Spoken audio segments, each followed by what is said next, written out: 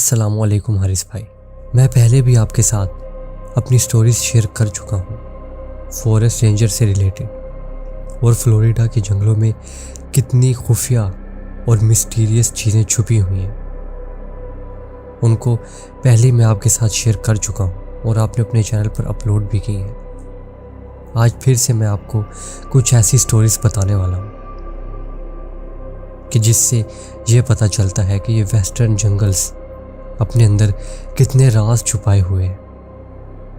Florida के इन जंगलों में कैसी क्रिएचर्स रहती हैं और लोग इतने खुफिया तरीके से गायब क्यों होते हैं, और कभी कभार तो ऐसी हालत में मरे हुए मिलते हैं कि जिसको देखकर इंसानियत तक शर्मिंदा हो जाए। और अगर मैं इन किस्से कहानियों की बात करूं तो ये अमेरिका के हर दूसरे से तीसरे घर में पता होते हैं। वो बात तो एक साइड पे है कि लोग यहाँ पर गायब होते हैं, गुम जाते हैं और मरते हैं, और अगर गायब हुए लोग कभी मिलते भी हैं तो ऐसे राजों के साथ मिलते हैं कि उसको आज तक सोल्व नहीं किया जा सकता। मतलब कि छोटे छोटे बच्चे जिस लोकेशन से गुम होते हैं वहाँ से 300-400 किलोमीटर दूरी पर जाकर मिलते हैं, और उसके बावजूद उनको सिंगल स्क्रैच तक नहीं होता।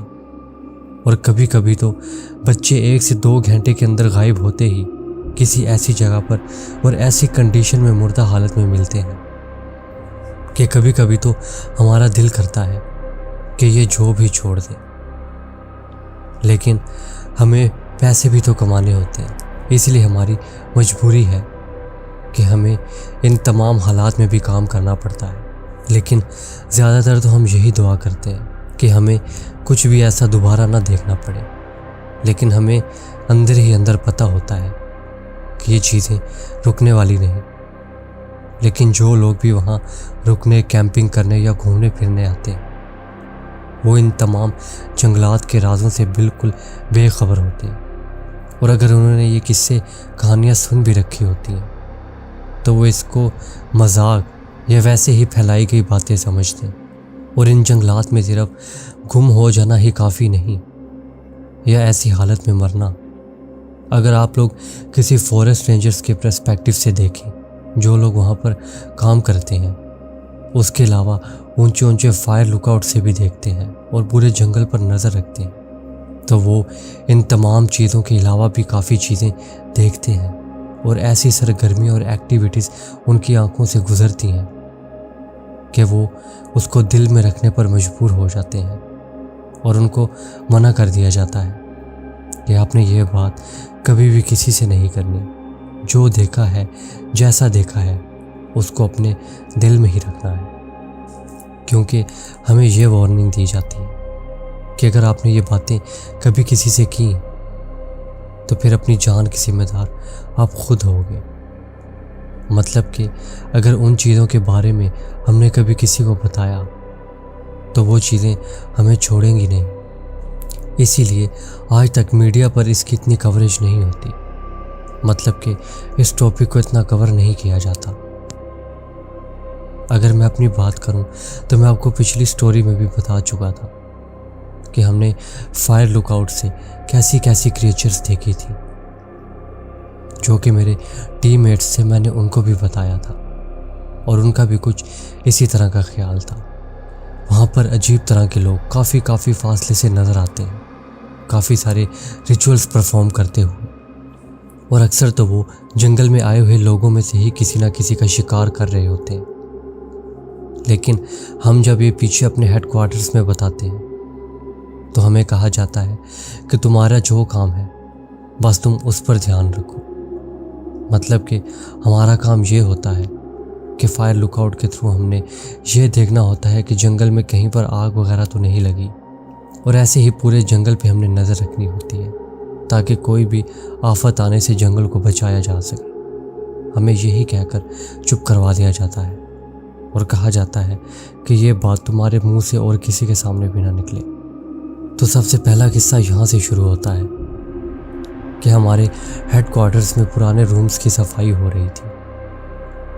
उनकी सफाई तकरीबन 10-12 साल से नहीं हुई थी। वो काफ़ी पुराने हेडक्वार्टर्स थे।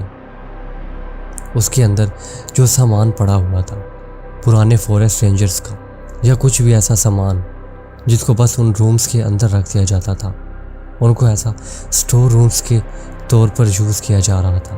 और अब उनकी सफाई के दौरान एक ऐसे फॉरेस्ट रेंजर का बक्सा खोला गया जो कि आज से 15-16 साल पहले ही फौत हो चुके थे, और उनकी भी इतनी मिस्टीरियस तरीके से मौत हुई थी। ऐसा बताया जाता है कि उनकी लाश भी एक दरख्त के बिल्कुल ऊपर लटकी हुई थी और उनके पेट में से सब कुछ बाहर लटक रहा था। तो मुझे उनके बैग में कपड़ों वगैरह के अलावा उनकी एक पर्सनल डायरी भी दिखाई दी। मैंने उनका बाकी सारा सामान उसी तरह बक्से में बंद कर कर बाहर रख दिया, जहाँ से वर्कर सारा सामान छानबीन करके पीछे भेज रहे थे। और उनकी जो डायरी थी वो मैंने अपने पास ही रख ली। और जब ये मैं डायरी बाहर लेकर जा रहा था तो उसका बिल्कुल एंड वाला पेज मेरी नज़र से गुजरा। मतलब मैं डायरी को वैसे ही खोल रहा था और पेजेस को इधर उधर कर रहा था। कितनी ही देर में उस डायरी का लास्ट पेज मेरी आंखों के सामने आया, जिस पर यह लिखा हुआ था कि इस जंगल में मेरे जो एक्सपीरियंसेस हुए वो मैं इस डायरी में पीछे ही लिख चुका हूँ। और ये लास्ट पेज मैं इसलिए लिख रहा हूँ क्योंकि ये बातें मुझे बताने से मना कर दी गई थी, और उसके बावजूद मैंने बाहर जाकर ये लोगों को बताई। उस दिन के बाद से कोई ना कोई चीज़ें मेरा पीछा कर रही हैं, और मुझे हर पल ऐसा लगता है कि वो मुझे मार डालेंगी। बस वो डायरी यहीं पर ख़त्म हो रही थी। मुझे भी इन जंगलात के इन राज़ों पर पर्दा उठाने का काफ़ी दिल करता था और इनको और जानने का भी दिल करता था। इसीलिए मैंने उस डायरी को अपनी जैकेट की जेब में डाल लिया और मामूल के मुताबिक अपने बाकी कामों में लग गया। उस दिन मुझे जंगल का जस्ट एक ही राउंड करना था। वो मेरा हाफ डे था। मैंने जल्दी से जंगल का हाफ राउंड किया और शाम होने से पहले ही अपने हेडक्वार्टर पर वापस आ गया और सीधा अपने रूम में चला गया। मेरे रूम में मेरा कोई भी रूममेट नहीं था, वो डबल बेडरूम था। लेकिन मेरे साथ रूममेट ना होने की वजह से मैं उस रूम में बिल्कुल अकेला ही रहता था। मैंने जल्दी से खाना खाया और बेड पर जाकर लेट गया, रीडिंग लैम्प की लाइट ऑन की और जल्दी से उस डायरी को अपनी जैकेट से बाहर निकाला क्योंकि मुझे उसको पढ़ने की काफ़ी ज़्यादा क्यूरियोसिटी हो रही थी। पहले पेज से मैंने पढ़ना शुरू किया तो उन फॉरेस्ट रेंजर्स के साथ हुए जो एक्सपीरियंसेस थे उन्होंने वो अंदर नोट किए हुए थे और उनको डिटेल में लिखा हुआ था। पहला वाक़या उन्होंने ये बताया हुआ था कि ये तकरीबन 1998 की बात है। मुझे फॉरेस्ट रेंजर डिपार्टमेंट ज्वाइन किए हुए तकरीबन 2 साल हुए थे और मैं हेडक्वार्टर्स के अंदर बैठा हुआ था कि अचानक से इमरजेंसी फ़ोन पर कॉल बजने लगी और उस पर एक फैमिली कॉल कर रही थी। वो रात के तकरीबन 3:30 बजे का टाइम था और मेरी नाइट शिफ्ट में ड्यूटी थी। मैंने जल्दी से फ़ोन उठाया तो आगे से एक माँ रो रही थी और वो कह रही थी कि मेरी बच्ची पता नहीं कहाँ चली गई, नहीं मिल रही, हमारे साथ ही सोई थी लेकिन अब उसका कोई भी नामो निशान नहीं मिल रहा।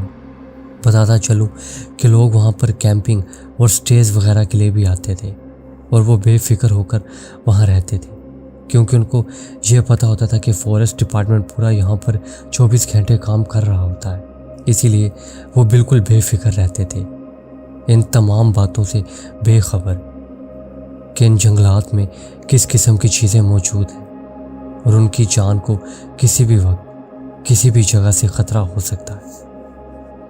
लिहाजा मुझे कॉल आते ही मैंने अपने टीममेट को उठाया और उसको उस लोकेशन पर जाने के लिए कहा क्योंकि हम दोनों ने इकट्ठे ही सर्व करना होता था। हम दोनों की टीम बनाई गई थी। हमने जल्दी से अपने हेडक्वार्टर्स में रिपोर्ट किया और वहाँ से उसी एरिया की तरफ जाने लगे कि जहाँ से हमें कॉल आया था।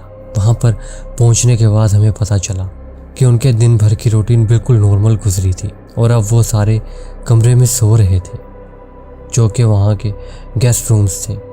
और वो छोटी बच्ची भी उनके साथ ही सोई हुई थी अपने पेरेंट्स के। लेकिन जैसे ही उसकी माँ की आधी रात को आंख खुली तो वो बच्ची वहाँ पर मौजूद नहीं थी। ये रात के तकरीबन 3:30 का टाइम था और उसकी माँ को तकरीबन घंटा पहले ही पता चल गया था। हमने उनसे उनकी बेटी का तमाम हुलिया वगैरह पूछा। उसकी एज 9 साल थी। उसने रेड कलर की जैकेट और नीचे ब्लू कलर की पैंट पहनी हुई थी और जैसा हुलिया उसका हमें बताया गया हम उसी को अपने जहन में रखते हुए उस जंगल के अंदर ढूंढने लगे। हमने पीछे से और भी टीम को बुला लिया था।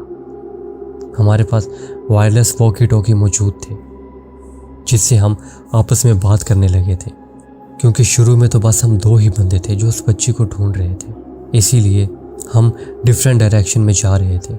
हमारे पास हमारा एक कुत्ता भी मौजूद था। वो तकरीबन 2 साल से हमारे ही साथ था, इसीलिए वो हमें अच्छा खासा अंडरस्टैंड करने लगा था। हमने उसके घर वालों से उसके कोई पुराने कपड़े मांगे जो कि उस लड़की ने यूज़ किए। वो कपड़े हमने उस कुत्ते को सुंघाए और फिर जहाँ जहाँ वो कुत्ता भागने लगा मैं भी उसके पीछे जाने लगा और मेरा दूसरा टीममेट दूसरी डायरेक्शन में चला गया।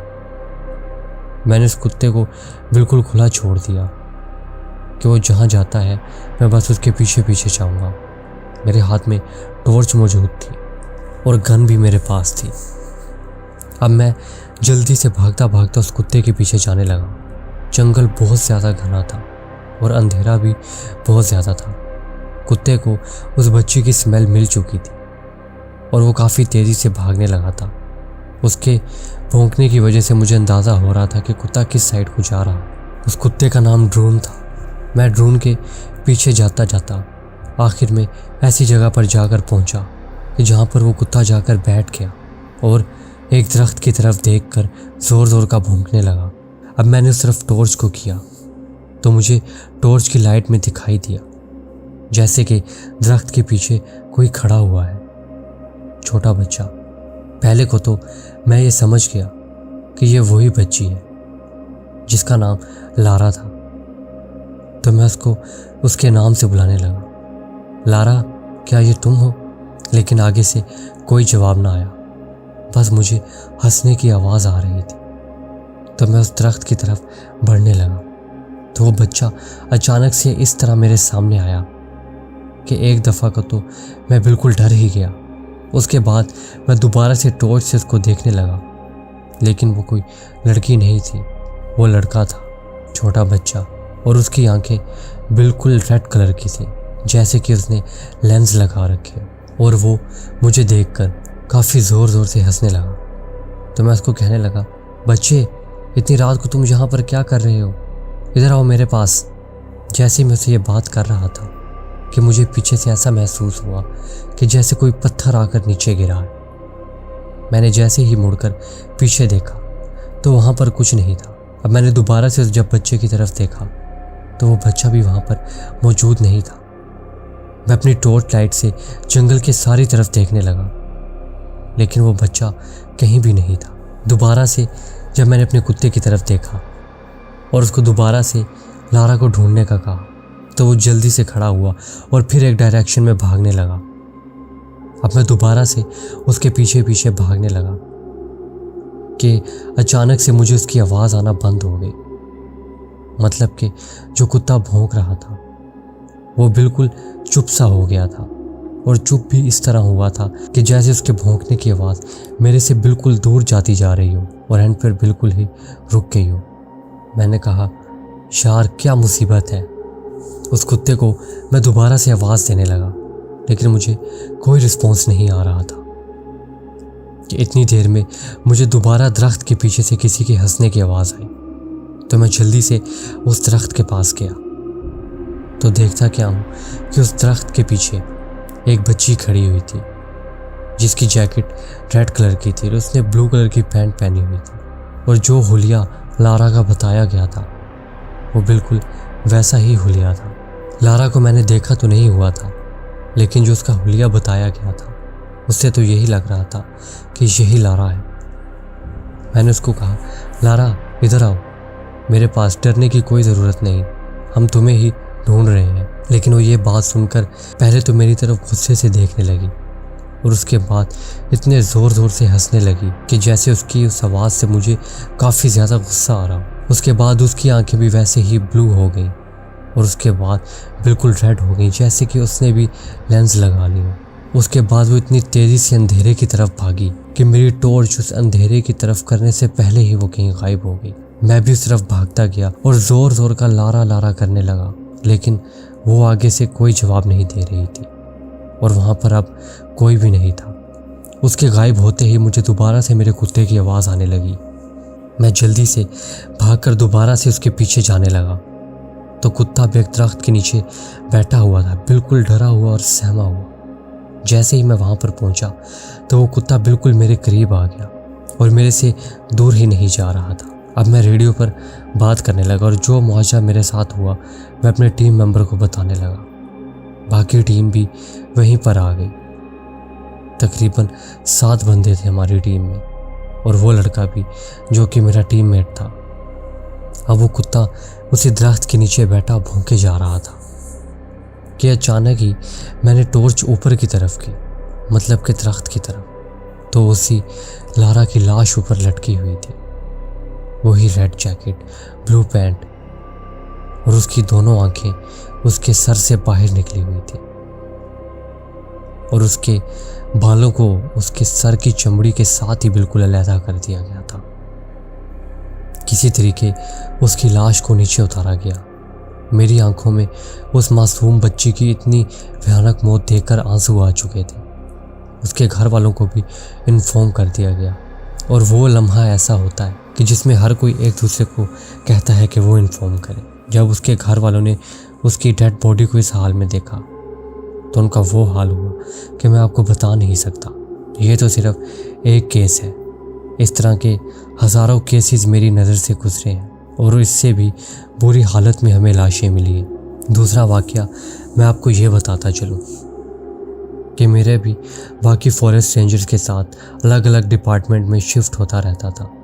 मतलब कि कभी पेट्रोलिंग टीम में, कभी सर्च एंड रेस्क्यू में और कभी रूट टीम में मुझे शामिल कर दिया करते थे, क्योंकि इस तरह की शफलिंग चलती रहती थी। बात यह है कि वो मेरा फायर लुकआउट का पहला एक्सपीरियंस था। इससे पहले मैं काफ़ी सारे सर्च एंड रेस्क्यू ऑपरेशंस में पार्ट ले चुका था, लेकिन आज से पहले मैंने कभी भी फायर लुकआउट का एक्सपीरियंस नहीं किया था। बेशक मैं उस जंगल के राजों से बाखबर हो चुका था। मुझे पता चल चुका था कि यहाँ पर कितनी मिस्टीरियस और खुफिया चीज़ें मौजूद हैं।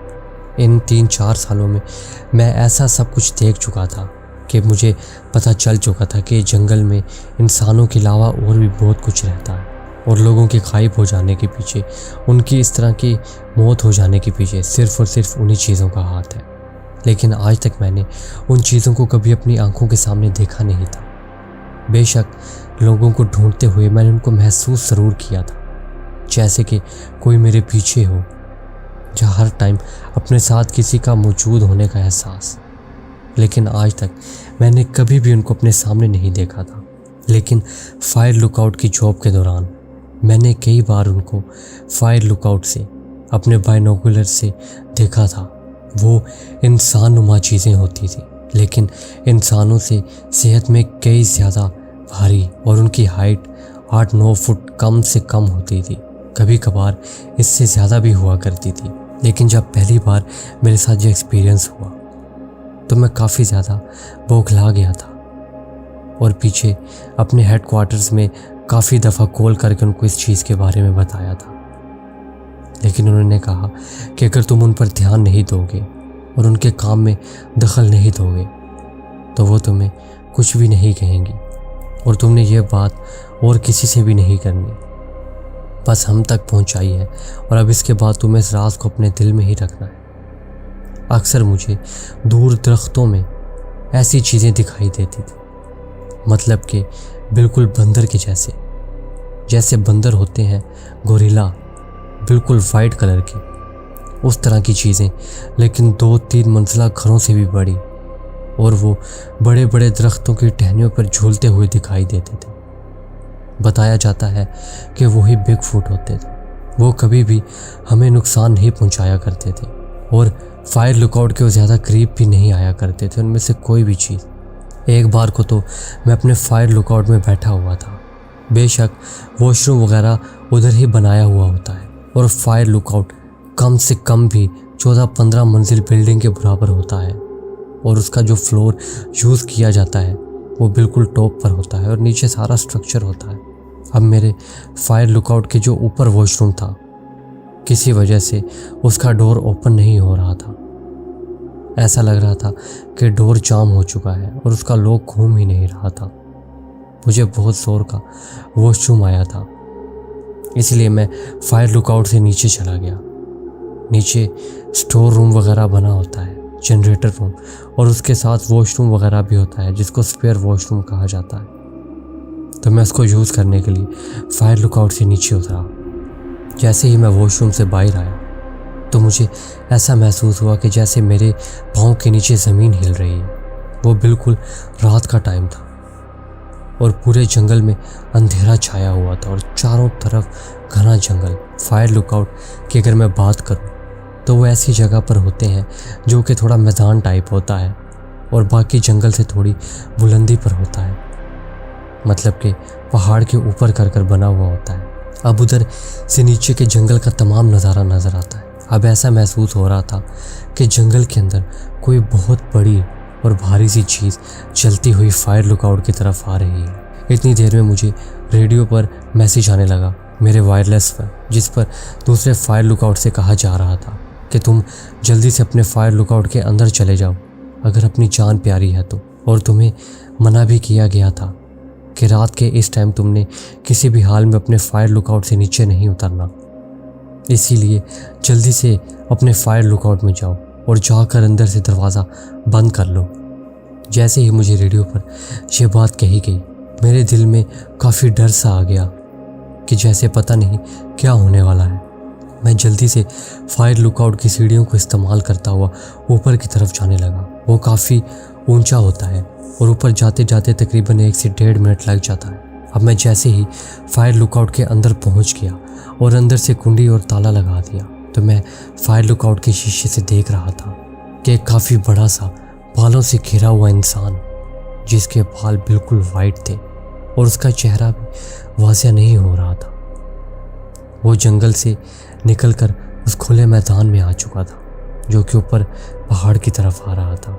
इसकी वजह से अब मैं उसको बिल्कुल साफ देख पा रहा था। मेरे डर का तो कोई ठिकाना ही नहीं था। मेरी सांस बिल्कुल जैसे रुक सी गई थी। उसकी हाइट कम से कम 12 से 13 फुट थी और वो इतना ज़्यादा मोटा था कि मैंने आज तक ऐसी कोई चीज़ नहीं देखी थी। उसके पाँव इतने ज़्यादा बड़े थे मानो कि वो किसी भी जीव को अपने पाँव के नीचे कुचल सकता है, और वहाँ पर खड़ा होकर कुछ स्मेल कर रहा था। उसके बाद वो ज़ोर से चीखता हुआ दोबारा से जंगल के अंदर चला गया और दरख्तों की टहनियों से झूलता हुआ बिल्कुल घने जंगल के अंदर गायब भी हो गया। और इस फायर लुकआउट पे मैंने और भी कई चीज़ें देखी थी जो कि मैं अपनी डायरी में आगे मेंशन कर रहा हूँ, लेकिन ये जंगल अपने अंदर ऐसे राजों को समेटे हुए कि आज तक इनसे कोई पर्दा नहीं उठा सका, और जिसने भी उठाने की कोशिश की है वो चीज़ें उसको 1 सेकंड को भी ज़िंदा नहीं रहने देती। तो हारिस भाई, ये थी वो स्टोरीज़ जो मैं आज आपके साथ शेयर करना चाहता था। उनकी डायरीज़ में और भी स्टोरीज़ मेंशन थी, लेकिन वो मैं फिर किसी दिन आपके साथ शेयर करूँगा। इसके अलावा टाइम निकाल कर किसी दिन मैं आपको अपने साथ हुए और भी वाक़यात बताऊँगा, क्योंकि उन वाक़यात की लिस्ट इतनी लंबी है कि 1 से 2 वीडियो में कवर नहीं हो सकती। इसीलिए कभी टाइम मिला तो इस डायरी में लिखे गए बाकी किस्से भी आपके साथ शेयर करूँगा और अपने साथ हुए वाक़यात भी आपको बताऊँगा इंशाल्लाह। मेरा नाम लूकस है और मैं आज आपके साथ अपने करियर के दौरान हुए कुछ ऐसे सर्च एंड रेस्क्यू ऑपरेशंस की स्टोरीज शेयर करना चाहता हूँ जो कि मेरे नज़दीक तो काफ़ी मिस्टीरियस और दिमाग को उलझा देने वाली है। सबसे पहली स्टोरी जो मैं आपके साथ शेयर करने वाला हूँ वो एक 53 साल के मर्द की स्टोरी है। ये अंकल तकरीबन पिछले 6-7 सालों से इसी जंगल में आया करते थे हाइकिंग और कैंपिंग वगैरह के लिए, और हमेशा वो अपने 5-6 दोस्तों के साथ ही आया करते थे। इतनी ज़्यादा एज होने के बावजूद भी उन्होंने ख़ुद को ऐसा फिट रखा हुआ था कि आज के किसी भी जवान का आरामी से मुकाबला कर सकते थे। और हाइकिंग में भी वो अपने ग्रुप के तमाम जवानों से भी काफ़ी ज़्यादा तेज़ थे। उनका जो ग्रुप था उसके अंदर 22 साल से लेकर 40 साल तक के तमाम बंदे थे और वो इन सब में सबसे एल्डर थे, मतलब कि उनकी एज सबसे ज़्यादा थी। उसके बावजूद वो इन सबसे ज़्यादा फुर्तीले और तेज़ थे और उनको ज़रा भी थकावट नहीं होती थी और वो हाइकिंग के दौरान इन सब से आगे भी निकल जाया करते थे। इस बार को भी वो इसी तरह के एक ट्रिप पर आए हुए थे। उनका स्टे 5 से 6 दिन का था और इस दफ़ा वो सिर्फ 3 ही लोग आए थे, जिनमें उनका एक 25 साल का बेटा भी था, एक 35 साल का दोस्त और एक वो खुद। सबसे पहले दिन तो उन्होंने अच्छे से कैंपिंग की, बारबेक्यू वगैरह किया जंगल के साइड में ही नदी किनारे। और नेक्स्ट डे होते ही सुबह को वो अपने बेटे और दोस्त से पहले ही हाइकिंग के लिए निकल गए, क्योंकि वो हाइकिंग में इन सब से तेज़ थे और वो इनसे आगे निकल जाया करते थे और ये काफ़ी पीछे रह जाया करते थे। तो इसीलिए उन्होंने इनसे पहले ही निकलने का फ़ैसला किया। बाद में उनको पता चला कि उनका बेटा और दोस्त आज इधर ही कैंपिंग करना चाहते हैं और उनका हाइकिंग का कोई मूड नहीं। लेकिन वो 53 साल अंकल, उनका इस पहाड़ी को हाइक करने का पूरा इरादा था। वो इस जंगल में इसी गर्ज से आए थे कि वो यहाँ की इस पहाड़ी को हाइक करना चाहते थे। ये उस जंगल की सबसे ऊंची पहाड़ी थी और आज तक वो हाइकिंग करने इस पहाड़ी पर नहीं गए थे। तो हाइकिंग से रिलेटेड वो अपना सारा सामान लेकर सुबह ही हाइकिंग के लिए निकल पड़े। वो पहाड़ ऐसा था कि उसके दरमियान रास्ता बना हुआ था, कहीं से कच्चा और कहीं से नुकीले पत्थर वगैरह थे, मतलब कि उस पर हाइकिंग करना प्रोफेशनल्स का ही काम था और आम लोगों के बस की बात नहीं थी। और उस रास्ते के दोनों तरफ से घने और बहुत ज़्यादा घने दरख्त थे और उन दरख्तों की टहनियाँ पूरे जंगल में फैली हुई थी। इतने घने दरख्त कि कोई आम इंसान उनके अंदर जाए तो वो 2 से 3 मिनट के अंदर ही अपना रास्ता घूम कर बैठे। बेसिकली उनको शाम तक उस पहाड़ को हाइक करके वापस आ जाना था। लेकिन अब रात के तकरीबन 11 बजे का टाइम हो चुका था और वो अभी तक भी वापस नहीं आए थे। उनके पास उनका वायरलेस कम्युनिकेशन डिवाइस भी मौजूद था, जहाँ से उनको कांटेक्ट किया जा सकता था। इसीलिए उनके दोस्त और बेटे ने फिक्रमंद होकर उनको कांटेक्ट करने की कोशिश की, लेकिन उनके वायरलेस पर कोई सिग्नल ही नहीं आ रहा था, मतलब कि कनेक्शन मिल ही नहीं रहा था। तो इन्होंने सोचा हो सकता है कि उन्होंने वायरलेस को ऑफ करके रखा हुआ हो। और वैसे भी इतनी कोई घबराने की बात नहीं, वो इससे भी कई ज़्यादा ख़तरनाक और मुश्किल हाइकिंग्स कर चुके हैं, तो हमें कल तक इंतज़ार करना चाहिए। वो सुबह तक ज़रूर वापस आ ही जाएंगे। और अगर वैसे भी उनको कोई मुश्किल आन पड़ी होती तो वायरलेस कम्युनिकेशन डिवाइस उनके पास थी, तो वो हमें ज़रूर बता सकते थे। इसीलिए कल तक वेट करना ही मुनासिब होगा। ये सोचकर वो लोग सो गए। लेकिन अगले दिन के 3 बजे तक भी उनका कोई नामो निशान ना मिला। तो उन दोनों ने फिर search and rescue operation team के साथ कांटेक्ट किया। मैं अकेला ही अपने 2 बंदों के साथ उस लोकेशन पर पहुंचा। हम अपने जहन में पूरा प्लान बना चुके थे। उन्होंने जैसा कि बताया था कि उनका कई सालों का हिच हाइकिंग का एक्सपीरियंस है, इसीलिए हम थोड़ा उनको उसी हिसाब से ढूंढ रहे थे। अब हम पहाड़ी के ऊपर जाने लगे थे और हम उसी रास्ते से होते हुए जा रहे थे कि जहाँ से हमें पता था कि वो ऊपर जाएंगे, क्योंकि जंगल के तो अंदर वो कभी भी नहीं जाएंगे, क्योंकि वो हाइकिंग करने की गर्ज से गए थे। तो जंगल के अंदर जाने का तो कोई सवाल पैदा ही नहीं होता था और ये बिल्कुल बेतुकी बात थी। इसीलिए हम उसी रास्ते से ऊपर जाने लगे जो कि हाइकर्स के लिए बना हुआ था। खैर, हम लोग उसी रास्ते को यूज़ करते हुए, जो कि हाइकर्स के लिए बनाया गया था, पहाड़ के ऊपर जाने लगे।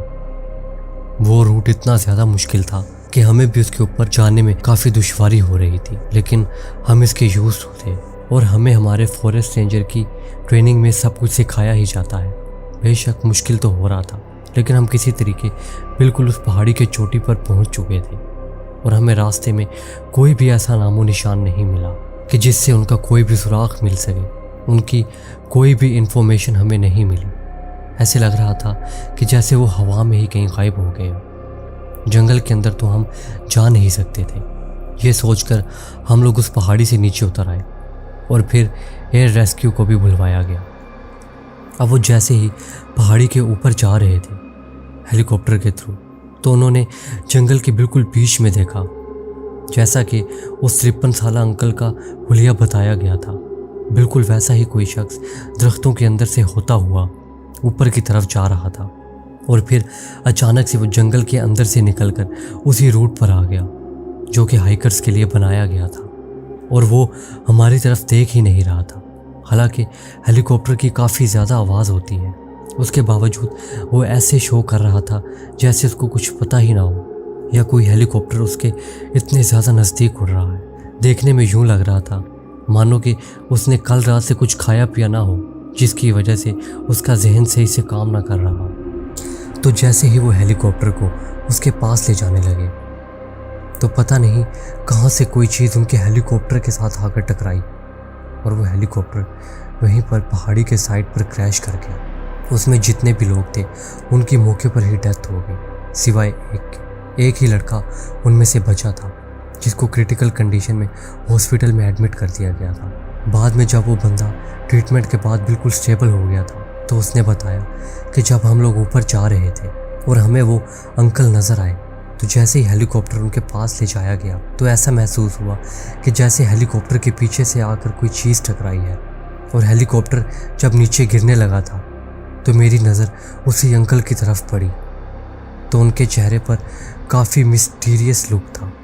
तो मेरी नज़र उन्हीं अंकल पर पड़ी, तो मैं ये देखकर काफ़ी ज़्यादा हैरान हुआ और मुझे अपने होश ही ना रहे, और कब हेलीकॉप्टर पहाड़ी के अंदर जाकर लगा ये भी नहीं पता चला। मैंने ये देखा था कि उस अंकल का तो कोई चेहरा ही नहीं था, मतलब कि ना ही आँख कान मुंह कुछ भी नहीं था, बस वाइट फेस था और उसके ऊपर कोई चीज़ नहीं थी, मतलब कि वो बिल्कुल फेसलेस दिखाई दे रहे थे। अभी मैं ये देख ही रहा था कि हमारा हेलीकॉप्टर पहाड़ी के साइड से क्रैश हो गया, और उसके बाद का फिर मुझे कुछ भी नहीं पता। उस हादसे के बाद अंकल को तकरीबन 1 और हफ्ता ढूंढा गया था, लेकिन उनके ना मिलने पर फिर इस केस को ही क्लोज कर दिया गया था। इसी तरह का एक और केस भी हमारे पास आया था कि जिसमें 22 साल लड़का हिच हाइकिंग करता हुआ बिल्कुल इसी तरीके से गुम हो गया था, और उसका भी ऐसा ही लग रहा था कि पता नहीं उसको आसमान खा गया हो या ज़मीन निकल गई हो। इस अंकल के केस में फिर भी उनका एयर रेस्क्यू के थ्रू ये तो पता चला था कि वो वहाँ पर मौजूद है। बेशक उस लड़के के मुताबिक उनका कोई फेस वगैरह नहीं था और वो कोई मिस्टीरियस एंटिटी ही थी, लेकिन कुछ तो पता चला ही था। बेशक उस केस को बाद में क्लोज ही कर दिया गया था, लेकिन इस लड़के के केस में कोई सुराग भी नहीं मिला था, ना ही ग्राउंड सर्च के ज़रिए और ना ही एयर रेस्क्यू के ज़रिए। कहीं से भी उस लड़के का कोई नामो निशान पता ही नहीं चला था। और फिर कहीं 3 माह बाद वो लड़का उसी रूट से वापस आता हुआ दिखाई दिया, तो जल्दी से सर्च एंड रेस्क्यू ऑपरेशन के डिपार्टमेंट को इन्फॉर्म किया गया। तो पता चला कि ये वही लड़का है। उसको जल्दी से वहाँ से फॉरेस्ट डिपार्टमेंट लाया गया, तो वो काफ़ी ज़्यादा हैरान हुआ और कहने लगा कि मुझे इस तरह क्यों पकड़ कर ला रहे हो। तो हमने उससे पूछा कि तुम पिछले 3 महीने से कहाँ पर थे। तो उसने कहा कि 3 महीने? कौन से 3 महीने? मैं तो कल ही हाइकिंग पर गया हूँ और आज शाम तक तो मैं वापस भी आ गया हूँ, आपके सामने ही हूँ। तो हमने उसको डेट दिखाई, तो डेट देखने के बाद वो उस बात पर यकीन ही नहीं कर रहा था, और वो ये बात मानने को तैयार ही नहीं था कि वो 3 महीने से इन्हीं पहाड़ों के अंदर ही कहीं गुम था। खैर उसको भी हॉस्पिटल भिजवाया गया ताकि ये पता चले कि कहीं उसको कोई दिमाग पर चोट वगैरह तो नहीं लगी, लेकिन वो बिल्कुल सही था। लेकिन आज तक ना ही हमें और ना ही उसको ये बात समझ आई कि वो आखिर 3 महीने से कहाँ पर था और 3 महीने की बातें उसको याद क्यों नहीं थी। ये जो अगला केस है, ये केस बहुत बड़े स्केल पर चलाया गया था, क्योंकि गुम होने वाला 8 साल बच्चा न्यूयॉर्क स्टेट के सबसे बड़े बिजनेसमैन का बेटा था, जो कि अपने अंकल के साथ इन्हीं फॉरेस्ट के अंदर कैंपिंग के लिए आए थे। बताता चलूँ कि उस फॉरेस्ट के अंदर हमारा एक गेस्ट होटल भी बना हुआ था, जिसमें तकरीबन 400 से 500 लोगों के रहने की जगह थी और डिफरेंट फैमिलीज वहाँ पर आकर स्टे करती थी।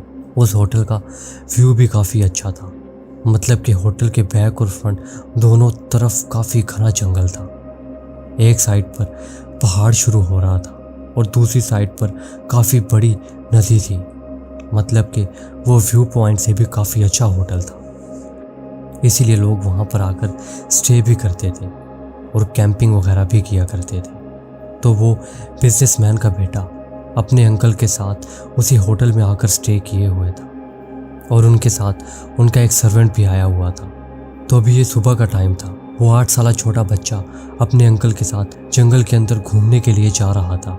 अभी वो अपने रिजॉर्ट से 1-2 मिनट दूर ही गए थे कि उस अंकल ने देखा कि उसके भतीजे ने बिल्कुल शॉर्ट्स पहने हुए हैं और उसकी पूरी टांगे बिल्कुल नंगी हैं और वो जंगल काफ़ी ज़्यादा घना था और उधर कोई भी पॉइजनस प्लांट वगैरह हो सकते थे और कीड़े मकोड़े जो कि उस लड़के को काट सकते थे या नुकसान पहुंचा सकते थे। इसलिए उसके अंकल ने कहा कि मैं यहीं पर खड़ा हूँ, तुम जल्दी से रिजॉर्ट जाओ और कोई फुल पैंट पहन कर आओ ताकि तुम्हें कोई भी ख़तरा ना हो और ना ही तुम्हें कोई रैशेज़ वगैरह हो इन ब्रांचेस की वजह से।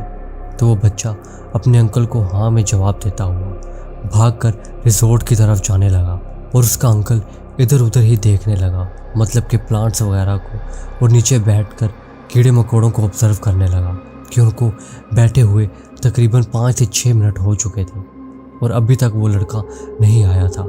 वो गर्मियों के दिन थे और जंगल में काफ़ी ज़्यादा गर्मी होने की वजह से वो उस गर्मी की वजह से भी इरिटेट हो रहे थे। अब उस लड़के को वापस ना आए तकरीबन 15 मिनट हो चुके थे और उसके अंकल भी काफ़ी ज़्यादा गुस्से में आ चुके थे। तो वो जल्दी से रिजॉर्ट की तरफ जाने लगे और रिजॉर्ट के अंदर जाकर वो अपने रूम के अंदर गए तो देखते क्या है कि वहाँ पर तो उनका भतीजा मौजूद ही नहीं था। तो उन्होंने होटल के गार्ड से पूछा कि अभी जो बच्चा आया था वो कहाँ गया। तो गार्ड ने बताया कि वो अंदर तो ज़रूर गया था, लेकिन फिर 1 से 2 सेकंड में ही दोबारा पलटा और होटल की साइड वाले जंगल की तरफ बड़े मिस्टीरियस तरीके से देखने लगा और फिर उसी तरफ को जाने लगा। उसके बाद मैंने उसकी तरफ ध्यान नहीं दिया और अपनी ही बातों में लग गया अपने फ्रेंड के साथ और अपनी ही बातों में लग गया। उसके बाद वो कहाँ गया मुझे कुछ पता नहीं चला। होटल के अंदर अच्छे से उस बच्चे को ढूंढा गया और पास के एरिया में भी उसके अंकल ने और उनके सर्वेंट ने सर्च किया, लेकिन जब उनको उम्मीद हो गई कि अब भी उनके बस की बात नहीं तो उन्होंने सर्च एंड रेस्क्यू टीम को कॉल की। जैसा कि मैंने आपको बताया है कि वो न्यूयॉर्क स्टेट के सबसे बड़े बिजनेसमैन का बेटा था, इसीलिए पीछे से प्रेशर आने की वजह से एक बहुत बड़ा सर्च एंड रेस्क्यू ऑपरेशन चलाया गया। वो उस साल का सबसे बड़ा सर्च एंड रेस्क्यू ऑपरेशन था, या ये कहना भी मुनासिब होगा कि वो अब तक का सबसे बड़ा सर्च एंड रेस्क्यू ऑपरेशन था। तकरीबन 1 से 1,500 बंदा उस बच्चे को ढूंढने में बिल्कुल मशगूल हो चुका था। बाय ग्राउंड भी बाय एयर भी खोजी कुत्ते और ऐसे डिटेक्टिव्स को भी बुलाया गया था जो कि एक एक चीज़ को नोट करके उस बच्चे को ढूंढ सकें, लेकिन खोजी कुत्तों को उस बच्चे की कोई स्मेल नहीं मिल रही थी। ऐसा लग रहा था मानो उस बच्चे को हवा में ही कहीं गुम कर दिया गया हो या वो हवा में ही कहीं उड़कर चला गया हो। उसका कोई सुराग और कुछ भी नहीं पता चल रहा था, मतलब कि इतना बड़ा सर्च एंड रेस्क्यू ऑपरेशन चलाया गया, उसके बावजूद कोई एक भी एविडेंस नहीं मिला कि वो बच्चा आखिर कहाँ जा सकता है। 40 किलोमीटर की रेडियस के अंदर तमाम जंगल को छान लिया गया था, लेकिन वो बच्चा नहीं मिला। इस ऑपरेशन को और भी ज़्यादा बड़े स्केल पर फैला दिया गया था। हालांकि उस बच्चे को गुम हुए अभी सिर्फ 1.5 दिन ही हुआ था, उसके बावजूद 50 किलोमीटर तक के एरिया में सर्च कर लिया गया था। बेशक ये एक बेवकूफ़ी भरा काम था कि वो बच्चा 1-1.5 दिन में 40 से 45 किलोमीटर तक कैसे चल सकता था, वो भी इतने ज़्यादा घने जंगल में। लेकिन पीछे से प्रेशर काफ़ी ज़्यादा था, इसीलिए उस बच्चे को 2 से 3 दिन के अंदर ही ढूंढना था। अब जब हमारे खोजी कुत्ते 50 किलोमीटर दूर जंगल के अंदर एक और नदी थी, जब उसके पास पहुँचे तो वो ज़ोर ज़ोर का भौंकने लगे और इंडिकेट करने लगे कि उन कुत्तों को उस बच्चे की यहीं से स्मेल आ रही है। लेकिन वो रास्ते में कोई भी स्मेल नहीं ले रहे थे, मतलब कि रास्ते में उन्होंने कोई रूट नहीं दिखाया या कोई इंडिकेशन नहीं दी बस उस तालाब के पास आकर ही इंडिकेशन दे रहे थे, जिसको देखकर तो ये लग रहा था कि वो बच्चा जैसे कि उड़कर जहाँ पर आया हो, जिसकी वजह से कुत्ते उसकी स्मेल ही नहीं ले रहे थे और बस यहाँ तालाब के पास आकर ही इंडिकेट कर रहे थे। खैर, काफ़ी ज़्यादा एक्सपर्ट डाइवर्स की एक टीम को बुलाया गया और वो पूरे तालाब और नदी को सर्च करने लगे, लेकिन उस बच्चे का तो वहाँ भी कोई नामो निशान नहीं मिला। उस नदी और तालाब का भी एक एक कोना छान मारा गया था, लेकिन उस बच्चे का कोई नामो निशान नहीं मिला। एंड पर थक हार कर और तमाम उम्मीदें जब ख़त्म हो गई तो इस केस को भी 2 हफ्ते बाद बंद कर दिया गया। बेशक बीच में थोड़ी बहुत सर्चिंग चलती रहती थी, लेकिन उस लेवल की नहीं जो कि 2 हफ्ते पहले हुई थी। अब उस बच्चे को गुमे हुए तकरीबन 3 साल हो चुके थे कि हमारे एक फॉरेस्ट रेंजर ने, जो कि उसी तालाब और नदी के पास से गुजर रहे थे कि जहाँ पे कुत्तों ने इंडिकेशन दिया था कि वो बच्चा यहाँ मौजूद है, तो उसने ऊपर दरख्तों पर कुछ ऐसा नज़ारा देखा कि उसने जल्दी से हमारे डिपार्टमेंट में इन्फॉर्म करके टीम को बुलवाया। उस टीम में मैं भी था। हम लोग जब वहाँ पर पहुँचे तो हमारे सामने एक ऐसा मंजर था जिसको देखकर ज़्यादातर के तो दिल ही ख़राब हो गया और कईयों को तो वोमिटिंग भी होने लगी। हमने आज तक ऐसा नज़ारा नहीं देखा था अपने पूरे करियर में। उन दरख्तों के साथ उसी बच्चे का एक एक पार्ट अलहदा करके टहनियों के ऊपर लटकाया गया था और काफ़ी ऊंचा, मतलब सर किसी और दरख्त पर, एक हाथ किसी और दरख्त पर, एक किसी और पे, पेट का सारा हिस्सा कहीं और, टांगे कहीं और आंखों तक को अलहदा कर दिया गया था। ये देखकर कोई बंदा ऐसा नहीं था वहाँ पर जो कि खौफज़दा ना हुआ हो। उस बच्चे के घर भी इन्फॉर्म कर दिया गया था। पहले तो उसके घर वालों ने यह समझा था कि हो सकता है ये कोई किडनैपिंग केस हो और पैसों की वजह से कोई ऐसा कर रहा हो, क्योंकि उसके फादर न्यूयॉर्क स्टेट के सबसे रिच बिजनेसमैन थे। लेकिन कॉल भी कोई नहीं आया था और ना ही उस बच्चे के किडनैपिंग से रिलेटेड कोई खबर मिली थी। मतलब कि ये बात तो साफ थी, ना ही उसको किडनैप किया गया था और ना ही ये सब कुछ पैसों की लालच में किसी ने किया था। और अब 3 साल बाद वो बच्चा मिला था तो इस हालत में मिला था। जब उसके जिस्म के तमाम पार्ट्स का पोस्टमार्टम किया गया तो पता चला कि इस बच्चे की मौत तकरीबन 4 घंटे पहले ही हुई है। उससे पहले ये जिंदा था। साथ ही एक और बात पता चली थी जो कि मेडिकल टीम के लिए भी काफ़ी ज़्यादा शॉकिंग थी। मतलब कि बच्चे की मौत तो 4 घंटे पहले ही हुई थी, लेकिन उसकी बॉडी का ऐसा हाल था कि जैसे वो 1 साल से अंदर पानी के अंदर ही था। मतलब कि उसकी लाश पानी के अंदर ही थी। ऐसे उसका गोश्त गल सड़ चुका था क्योंकि उसकी बॉडी से उसी नदी के सिम्टम्स मिले थे। मतलब कि उसकी बॉडी से ये पता चला था कि वो उसी नदी के अंदर तकरीबन 1 साल था। लेकिन ये बात काफ़ी ज़्यादा हैरान कुन थी कि उसकी मौत 4 घंटे पहले कैसे हुई और वो 1 साल से पानी के अंदर कैसे जिंदा था। मतलब कि ये एक ऐसा केस था जो कि बिल्कुल दिमाग को झंझोड़ देने वाला था। इस पे यकीन करने को दिल ही नहीं कर रहा था। लेकिन मेडिकल रिपोर्ट्स भी ऐसी थीं कि इस बात को मानना पड़ा। लेकिन ये बात खुद डॉक्टर्स की समझ से भी बाहर थी। पता नहीं वो बच्चा 1 साल से उस पानी के अंदर कैसे जिंदा था और वो उसको इतने ब्रूटली क्यों मारा गया था नहीं जानता, और ना ही मुझे लगता है कि मैं कभी जान पाऊंगा। अगला जो वाक़या मैं आपके साथ शेयर करने वाला हूँ वो मेरे साथ तब हुआ था जब मैं न्यू इस डिपार्टमेंट में आया था और मेरी ट्रेनिंग चल रही थी एज अ फॉरेस्ट रेंजर, और मुझे ये ट्रेनिंग करते हुए 1-1.5 माह हो गया था। अब जो हमारा सेशन स्टार्ट हुआ था उसमें हमें हिच हाइकिंग वगैरह सिखाई जानी थी।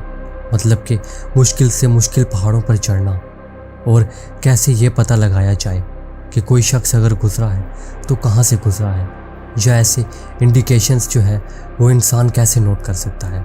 इस चीज़ की ट्रेनिंग होना थी। हमारी 20 बंदों की टीम थी और हमें उसी पहाड़ के ऊपर जाना था जो कि उस जंगल का सबसे ऊंचा पहाड़ था, और हमें 2-2 की टीम में अलग अलग होकर ऊपर पहुंचना था और फिर वापस भी आना था। और ये सब कुछ करने के लिए हमें 2 दिन का टारगेट दिया गया था। अब हमें अलग-अलग टीम में डिवाइड कर दिया गया और उसके बाद हमें एक पॉइंट बता दिया गया जहाँ पर हमें जाकर चेक पॉइंट लगाकर दोबारा नीचे को अपने बेसमेंट में वापस आना था। अब हमने तकरीबन दोपहर के 2 बजे उस पहाड़ी को हाइक करना शुरू किया। अभी हमने उस पहाड़ी को आधा भी हाइक नहीं किया था कि शाम होने लगी थी और देखते ही देखते रात के 8 बज चुके थे और अभी तक हम स्लोली और कहीं कहीं रुकते हुए उस पहाड़ी को हाइक कर रहे थे। बताता चलूँ कि हमें वायरलेस सेट्स दिए गए थे कि अगर कोई भी मुश्किल आन पड़े तो हम अपने सीनियर से रब्ता कर सकें। अब पहाड़ी के ऊपर जाते हुए हमें ऐसा महसूस हो रहा था कि मुसलसल कोई हमारा पीछा कर रहा है। जब हम पीछे देखते थे तो दरख्तों की टहनियाँ और शाखें भी हिल रही होती थी। ऐसा लगता था कि जैसे अभी यहाँ से कोई गुजरा हो, लेकिन वहाँ पर देखने पर किसी का नामो निशान नहीं होता था। तो हम दोबारा से अपनी हाइकिंग को कंटिन्यू करने लग जाते थे। अब हम एक दूसरे से भी काफ़ी दूर हो गए थे। तो जो हमारी टीम थी उसमें से मैं अपने दूसरे बंदे से आगे जा रहा था। वो मेरे से काफ़ी दूर था, लेकिन उसके बावजूद मैं जब पीछे देखता था तो वो नज़र आ रहा था और हम एक दूसरे से बात करते हुए ऊपर जा रहे थे। अभी हम 1-2 मिनट के लिए चुप ही हुए थे कि मैं दोबारा से उसका नाम बुलाने लगा, लेकिन आगे से कोई जवाब नहीं आया। तो अब मैंने पीछे मुड़कर देखा तो वहाँ पर कोई भी मौजूद नहीं था। तो मैं 2 मिनट के लिए वहीं पर बैठ गया। मैंने सोचा हो सकता है कि मैं हाइक करता हुआ काफ़ी आगे निकल आया और वो काफ़ी पीछे रह गया हो। तो मुनासिब यही है कि मुझे उसका यहाँ बैठकर इंतज़ार करना चाहिए। लेकिन 5 से 6 मिनट इंतज़ार करने के बावजूद भी वो मुझे दूर दूर तक दिखाई नहीं दे रहा था। ये बात नोट करते ही मैंने अपने वायरलेस के थ्रू सीनियर से कांटेक्ट किया। तो उन्होंने कहा कि तुम अपने हाइक को कंटिन्यू करो, हम टीम भेजते हैं जिससे उसका पता चल सके कि वो कहाँ है, और साथ साथ तुम भी नज़र रखो और अगर कहीं वो नज़र आता है तो हमें फ़ौरन इन्फॉर्म करो। उनके ये कमांड लेते ही मैं आराम से पहाड़ी के ऊपर हाइक करने लगा और हाइक करते करते मुझे अभी भी महसूस हो रहा था कि जैसे टहनियों के ऊपर से कोई फलांगता हुआ मेरे नज़दीक आ रहा है। लेकिन मैं जैसे ही पीछे देखता था तो वो आवाज़ें बिल्कुल रुक जाती थीं। थोड़ी देर को फिर मुझे ऐसा भी लगता था कि जैसे मेरे साथ से जंगल के अंदर से कोई भागकर ऊपर की तरफ जा रहा है और इतने स्पीड से भाग के ऊपर की तरफ जा रहा है जो कि मुमकिन ही नहीं था इतनी खड़ी चढ़ाई में। थोड़ी देर को तो मुझे ऐसा लगता था कि वो मेरा टीममेट ही है। मैं आवाज़ें भी देता था लेकिन आगे से कोई रिस्पॉन्स नहीं मिलता था। अब जब मैं उस पॉइंट पर पहुंच गया कि जहां पर हमें चेकआउट करके दोबारा वापस भी आना था, तो वहां जाकर पता चला कि और भी टीम्स में से 2-3 बंदे मिसिंग थे। जब 2-3 बंदे मिसिंग हुए तो उसके बाद हमें वहीं पर रोक दिया गया और वापस पैदल आने से मना कर दिया गया, क्योंकि उन जंगलों पे जीप्स वगैरह के रास्ते भी बने हुए होते थे साइड से। इसीलिए हमें वापस ले जाने के लिए जीप्स को भेजा गया, जिसकी वजह से हमें जीप के रूट से वापस लाया गया और वापस लाकर पता चला कि अभी तक उन लड़कों का कोई नामो निशान नहीं पता चला। हम उन लड़कों के लिए काफ़ी ज़्यादा फिक्रमंद हुए, क्योंकि उनका कहीं पर भी कोई नामो निशान नहीं मिल रहा था और वो रात भी सर्दियों की थी। इसीलिए हमें ये एडवाइस की गई कि आप लोग अपने रूम्स में जाकर आराम करो, हमारी टीम्स उनको ढूंढ रही है और कल सुबह होने तक वो ज़रूर मिल ही जाएंगे। बस वो इस काम में न्यू थे और उनकी ट्रेनिंग हो रही थी, इसीलिए वो इधर उधर कहीं गुम हो गए होंगे। उनको बार बार वायरलेस पर भी कांटेक्ट किया जा रहा था, लेकिन उनके वायरलेस से कोई रिस्पॉन्स नहीं मिल रहा था। लेकिन जब अगले दिन हम सुबह उठे तो हमें पता चला कि उन चारों लड़कों की डेड बॉडीज़ ऊपर वहीं चेक पॉइंट से मिली हैं। वही चेक पॉइंट कि जहाँ पर हम होकर वापस आए थे। उन तीनों की लाशें वहाँ पर मौजूद थीं और एक जो बात उससे भी ज़्यादा हैरानकुन थी वो ये थी कि हर लड़के की बॉडी में से एक एक पार्ट गायब था। मतलब अगर मैं बात करूं तो एक लड़के का सर नहीं था, एक के बाजू, एक की टांगे और एक का बाकी थर्ड। मतलब कि हर लड़के की बॉडी में से एक एक पार्ट मिसिंग था। ये चीज़ देखकर हम काफ़ी ज़्यादा खौफज़दा हुए और जितने लड़के फॉरेस्ट रेंजर डिपार्टमेंट में ज्वाइन करने आए थे उनमें से कई तो वो जॉब छोड़कर वापस चले गए और उन्होंने अपनी ट्रेनिंग भी मुकम्मल नहीं की। लेकिन मुझे इस जॉब की काफ़ी ज़्यादा ज़रूरत थी, इसलिए मैंने अपनी ट्रेनिंग भी कंप्लीट की और आज तक उसी डिपार्टमेंट में काम कर रहा हूँ। मुझे इस डिपार्टमेंट में काम करते हुए 12 साल हो चुके हैं और इन 12 सालों में मैंने इतने अजीब, मिस्टीरियस और काफ़ी अजीब किस्म के केसेस देखे हैं जो कि मैंने अपनी पूरी लाइफ में ना ही कभी सुने थे और ना ही कभी देखे थे।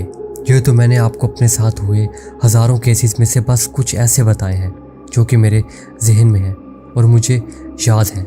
इसके अलावा भी काफ़ी मिस्टीरियस एक्टिविटीज़ मेरे साथ वहाँ पर हुई हैं, जिनमें से एक एक्टिविटी तो ये थी कि जब हम बिल्कुल डीप फॉरेस्ट के अंदर जाते थे तो हमें ऐसी स्टेयर्स मिलती थी, मतलब कि जंगल के बीचों बीच लकड़ी की बनी हुई सीढ़ियाँ रखी हुई होती थी और ऐसे लगता था कि वो सीढ़ियाँ अभी के अभी वहाँ पर ला कर रखी गई। कभी कभी तो वो सीढ़ियाँ ऐसी लगती थी कि जैसे किसी आलीशान महल में से निकाल कर बिल्कुल वहाँ पर ला कर रख दी गई, और कभी कभी तो वो बिल्कुल ऐसी पुरानी होती थी कि जैसे किसी खस्ता हाल खंडर में से ला कर रखी। उन सीढ़ियों के वहाँ रखे जाने का कोई मकसद भी पता नहीं चलता था। वो उस घने जंगल के बीचों बीच क्या कर रही होती थी कोई समझ नहीं आती थी, लेकिन जब भी अपने सीनियर से उसके बारे में पूछा जाता था तो वो कहते थे कि ये बिल्कुल नॉर्मल सी बात है यहाँ पर, तुम बस इन पर ज़्यादा ध्यान मत दो। और इन सीढ़ियों के बारे में वो सीनियर ज़्यादा बात भी नहीं करते थे और उनको तो जैसे इन सीढ़ियों के वहाँ होने से कोई फ़र्क ही नहीं पड़ता था। लेकिन जब मुझे नया नया इन सीढ़ियों से सामना होना शुरू हुआ था तो मैं पूरी रात इसी चीज़ के बारे में सोचता रहता था कि वो सीढ़ियाँ वहाँ पर क्या कर रही होती हैं, या उनको वहाँ पर बनाने या रखने का क्या मकसद होता है। कभी कभी तो सिर्फ 6 से 7 स्टेप्स ऊंची सीढ़ियाँ ही होती थी और कभी कभी तो इतनी ज़्यादा ऊंची होती थी मानो के 4-5 मंजिला घर जितनी ऊंची हो। लेकिन सीरियसली आज तक मैं नहीं जानता कि वो सीढ़ियाँ वहाँ पर क्यों होती हैं। और भी इस तरह की काफ़ी स्टोरीज मिली जिसमें काफ़ी लोग इस तरह की सीढ़ियों की बात करते हैं ऐसे फॉरेस्ट में, लेकिन कोई भी ये नहीं बताता कि वो सीढ़ियाँ वहाँ पर क्या कर रही होती हैं या उनको वहाँ रखने का या बनाने का क्या मकसद होता है। ये जंगल अपने अंदर ऐसे ऐसे राज समेटे हुए हैं कि इंसान जितना वहाँ पर काम करता है दिन ब दिन नए से नए राज उसके सामने खुलते हैं। यहाँ पर अक्सर ऐसे लोगों को भी देखा गया है जो कि फेसलेस होते हैं और ज़्यादातर रात के टाइम दिखाई देते हैं। फेसलेस से मतलब कि वो वैसे तो बिल्कुल नॉर्मल इंसान ही होते हैं, लेकिन जब उनके फेस को देखा जाता है तो उसके ऊपर ना ही आँख, कान, मुंह कुछ भी नहीं होता, जस्ट वाइट कलर का सादा फेस होता है, बिल्कुल प्लेन। अक्सर लोगों ने उनको देखने की बातें बताई हैं और अक्सर लोग फॉरेस्ट रेंजर में ऐसे लोगों की कंप्लेन करते हैं कि उन्होंने किसी ऐसी चीज़ को देखा है, लेकिन आज तक मैंने कभी इस तरह की किसी चीज़ को नहीं देखा। लेकिन उस हेलीकॉप्टर पर भी जो लोग सवार थे और उनमें से जो एक लड़का बच गया था, जो कि स्टोरी मैं आपको शुरू में ही सुना चुका हूँ, उस लड़के ने भी उस फेसलेस आदमी को देखने का दावा किया था। लेकिन वो दावा कितना सच्चा था या झूठा ये कोई नहीं जानता, लेकिन मैं उस लड़के की इस बात पर ज़रूर यकीन करता हूँ क्योंकि वो ज़रूर सच ही कह रहा होगा।